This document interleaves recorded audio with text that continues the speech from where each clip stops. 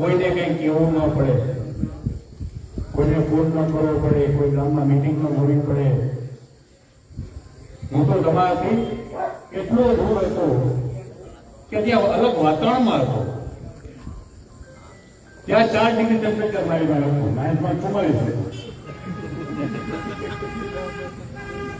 છતાં તમે સમજી જાઓ, કરી આપે વધારે અપેક્ષા તમારી પાસે શું હોય છે. તમારો બધાનો ખૂબ ખૂબ આભાર. એક નાની વાત કે હું મારી વાત પૂરી કરી દઈશ. એક મહાત્મા, મહાન માણસ, મહાત્મા એની ભક્તિમાં ઉપરથી કામગીરી રાખતા હોય. તમે એ પૂજા કરતા હતા અને કુંદરડું આવી તો બાપુ કાંઈ નથી, મને બિલાડીની બીક લાગે છે. તો હું શું કરું કે તમે એવું કંઈ કરો, બિલાડીની બીક લાગે, મને બિલાડી કરી લો. બાપુ ગયા આવી, બાજુમાં પાણી કરી ઉપાડીને મજા કરવા માંડી.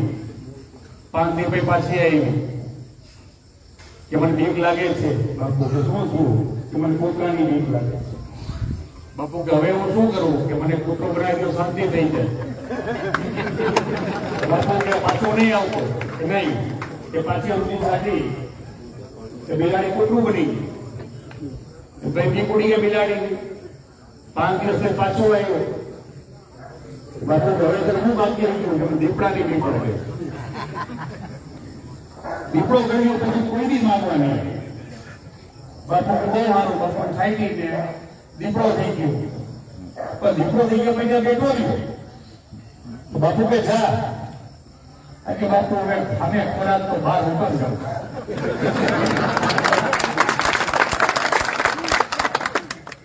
બાપુ કે બહુ થઈ ગઈ, તો આ ધંધો મેં ખોટો ખોટો.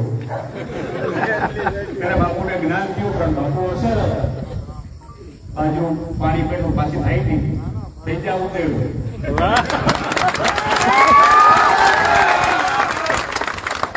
તમે જે ઉતર મને દીપડો બનાવ્યો તો દીપડા બાદ પાછો ઉંદેડું કરી દીધું. તમારો બધાનો ખૂબ ખૂબ આભાર. આ જ પ્રકારની તમામ અપડેટ જોવા માટે ન્યૂઝરૂમ ગુજરાતને લાઇક, શેર અને સબસ્ક્રાઇબ કરવાનું ભૂલતા નહીં.